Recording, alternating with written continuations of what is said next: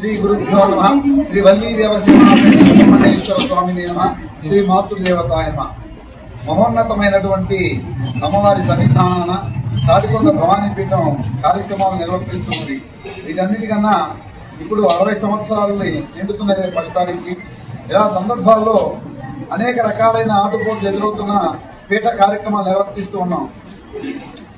ముగ్గురు ఆడపిల్లలు ఏం కార్యక్రమం చేయగలుగుతారు, ఈ తదుపరి ఈ కార్యక్రమాన్ని చేయలేడు, కింద పడేస్తారు అని చాలా దుష్ప్రచారం అయితే అప్పుడప్పుడు 10 మంది చెప్పిన తర్వాత నేను కూడా ఒకానొక ఇంతలో అయ్యో నేను కూడా ఏ అమ్మవారి యొక్క సేవా కైంకర్యాన్ని అందరితో నాగిపోతున్నాయేమని చాలా భయపడి సందర్భాల్లో తెలియని మానసిక చికాకులు పడిన సందర్భాలు చాలా ఉన్నాయి.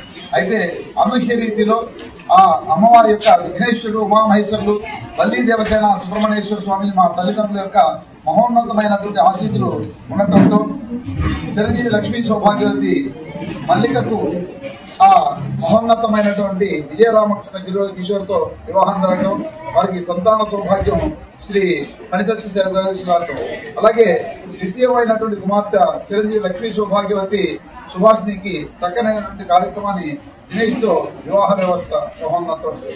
అలాగే మూడోది కార్యక్రమం తదుపరి ఏదైనా ఒక కార్యక్రమాన్ని నిర్వహించాలి అంటే నిర్వర్తించేటప్పుడు పంతులు గారి యొక్క అవసరం ఉంటుంది.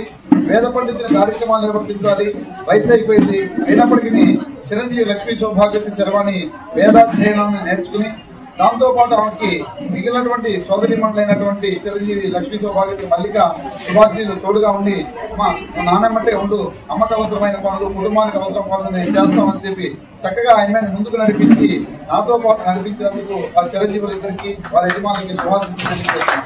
ఎందువల్లంటే సాధారణంగా అక్కాయిని అక్కాయి చెల్లెలకే అనిపించారు, పెద్దదాన్ని నాకెందుకు పెత్తనీ లేదు, నా రెండో దాన్ని నాకెందుకు పెత్తనీ లేదు, ఏమ్మా నువ్వు ఒకదానివైనా మేము ఉండకూడదా అనే అభిప్రాయం ఉన్నటువంటి ఈ ప్రస్తుత పరిస్థితుల్లో వాళ్ళిద్దరు కూడా నిజంగా నాకు మనస్సు నాకు చెప్పాలంటే ఒడుగుతుంది నా వాయిస్. నిజంగా వాళ్ళని నాకు కొడుకులు, కోడళ్ళ, కూతుళ్ళ, అల్లుళ్ళ అనే అభిప్రాయం నాకు ఎక్కడా కూడా తోడినంత విధంగా వాళ్ళు చక్కగా సహకరించి అమ్మా శర్వాణి నాన్న నువ్వు ఎంత ఏమన్నా ఖచ్చితంగా నీ కూతురుగా చదువుతున్నావు, శర్వాణికి ఇవ్వాల్సిన బాధ్యతలన్నీ చక్కగా నడిపించు, నువ్వేం ఆలోచించదు, ఎవరు చెప్పినా చక్కగా మా యొక్క పూర్తి స్థాయి ఆ కార్యక్రమాలు నిర్వర్తిస్తున్నాం. అలాంటి చిరంజీవి లక్ష్మీ సౌభాగ్యంతో మా కార్యక్రమాలు నిర్వర్తిస్తుంటే ఏదైనా కార్యక్రమం చేయాలంటే నాకు మొదటి నుంచి భవానీ పీఠంలో మా రెండో బహుమతి మూడుల మురళీకృష్ణ శర్మ ప్రతి గారి పిలవడానికి అన్నీ వచ్చి సగతి బాబురాజు నేను ఉన్నాను, నీకేందుకు ఇబ్బంది లేదని సహకరిస్తున్నాడు. అయితే వయసు 1, 2, 3 దృష్ట్యా తదుపరి కార్యక్రమాలు నిర్వర్తించడం ఏమిటంటే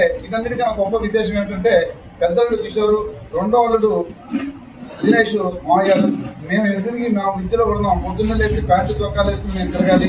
ఏదైనా అత్యవసరం అయితే చెరగొప్పలు పెట్టి ఏదైనా అవసరం అయితే మీ కార్యక్రమాలు నిర్వర్తించడమే తప్ప ఈ వేదాధ్యయనం అనే కార్యక్రమాల్లో మేము ఖచ్చితంగా మేము నిలబడతాం. అయితే అంత బాధ్యత అంత దాంట్లో మాకు ఆసక్తి ఉన్న అవకాశం లేదండి చెప్పి పర్లేదండి, మీకు ఎవరైతే అవకాశం ఉంటే అవకాశం తీసుకోండి, ఖచ్చితంగా వారికి ప్రోత్సాహం ఇస్తాం.